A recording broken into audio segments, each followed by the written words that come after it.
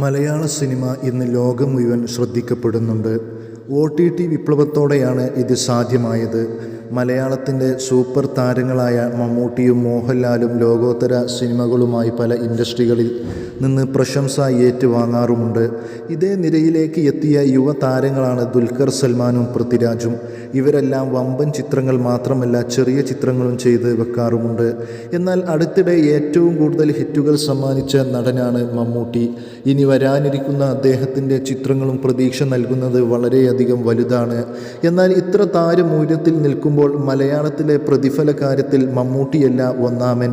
അതാരാണെന്ന് നമുക്ക് ഒന്ന് പരിശോധിച്ചേക്കാം.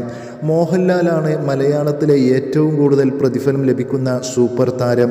ദീർഘകാലമായി ഹിറ്റുകളില്ലാതിരുന്ന മോഹൻലാൽ ജിത്തു ജോസഫിൻ്റെ നേരെന്ന ചിത്രത്തിലൂടെ ഗംഭീര തിരിച്ചുവരവാണ് മോഹൻലാൽ നടത്തിയത്.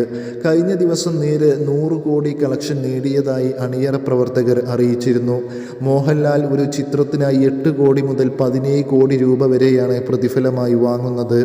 മലയാളത്തിൽ 8 മുതൽ 10 കോടിയും അന്യഭാഷാ ചിത്രങ്ങൾക്ക് 15 മുതൽ 17 കോടി വരെയുമാണ് മോഹൻലാൽ പ്രതിഫലമായി വാങ്ങുന്നത്. ജയിലറിലെ അതിഥി വേഷത്തിനും നല്ലൊരു തുക താരത്തിന് ലഭിച്ചിട്ടുണ്ട്. നേര് ആശീർവാദ് തന്നെയാണ് നിർമ്മിച്ചതെങ്കിലും മോഹൻലാലിന് 8 കോടി രൂപ പ്രതിഫലം ലഭിച്ചിട്ടുമുണ്ട്. അതേസമയം ആസ്തിയുടെ കാര്യത്തിലും മലയാള സിനിമയിൽ ഏറ്റവും മുൻപന്തിയിലാണ് മോഹൻലാൽ. 376 കോടിയുടെ ആസ്തിയാണ് മോഹൻലാലിന് ഉള്ളതെന്ന് DNA ഇന്ത്യ റിപ്പോർട്ട് ചെയ്യുന്നു.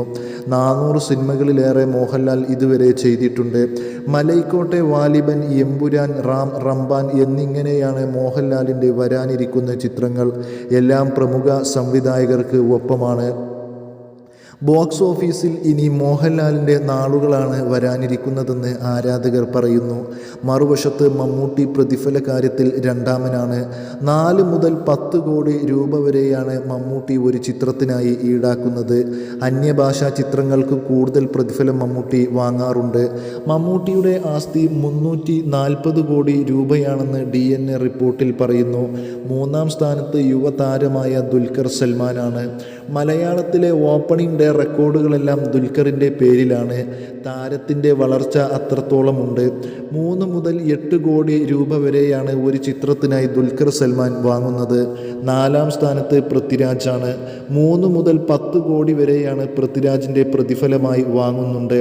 5-ാം സ്ഥാനത്ത് ഫഹദ് ഫാസിലും 3.5 കോടി മുതൽ 6 കോടി രൂപ വരെയാണ് ഫഹദിൻ്റെ പ്രതിഫലം. പുഷ്പ 2 ആണ് താരത്തിൻ്റെ വരാനിരിക്കുന്ന ചിത്രം. ടൊവിനോ തോമസ് 1 കോടി മുതൽ 4 കോടി വരെയാണ് പ്രതിഫലമായി വാങ്ങുന്നത്.